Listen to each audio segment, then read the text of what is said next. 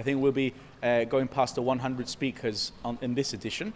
And we're very, very pleased with the program. It's been a good, an easier process, so to speak, to get everyone lined up. And we're very, very pleased with the program because I think it reflects a good diversity from our community. We've got a very good balance between male and female speakers. I think a lot of different sectors of our community are represented. So once again, it's something that we're very much looking forward to. And people sharing all sorts of stories. We've seen quite a variety over the years. Give us a bit of a preview. What can we expect? Well, to be honest, it's always very hard to predict how the day is going to go, no?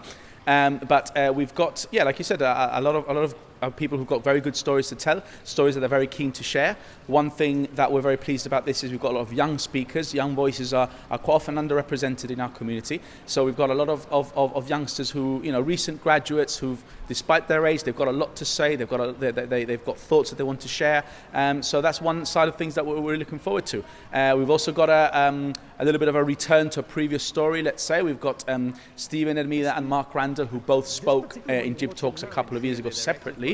They became friends at that event. They started sharing some of their thoughts and they went off on an adventure together, and now they're coming back to tell us about that adventure. So it's something that we can look forward to, a lot of different stories to be told. And the magic of GibTalks perhaps being that many of them are anonymous people who've not grown up or being in the public spotlight.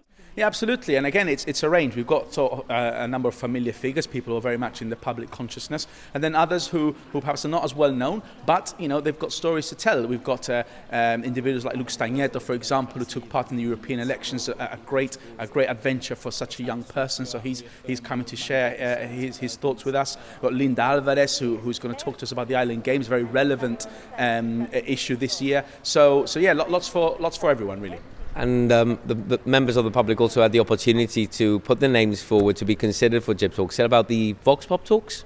Yeah, so we've got a feature of the event is that we offer 4 10-minute slots to members of the public. Anyone can apply for those vacancies, and we've got a number of applicants, and the names are normally just drawn out of a hat, so they're they're allocated randomly. And again, it's for individuals who perhaps are not quite in the public radar, but they've got good stories to tell, very personal stories in some cases, stories of challenges, of difficulties, and sometimes we find that these Vox Pop Talks are they're very successful because it exposes people to a new way of thinking, perhaps some stories that we're unfamiliar with, and it also encourages those individuals to maybe take those stories a bit further in further discussions.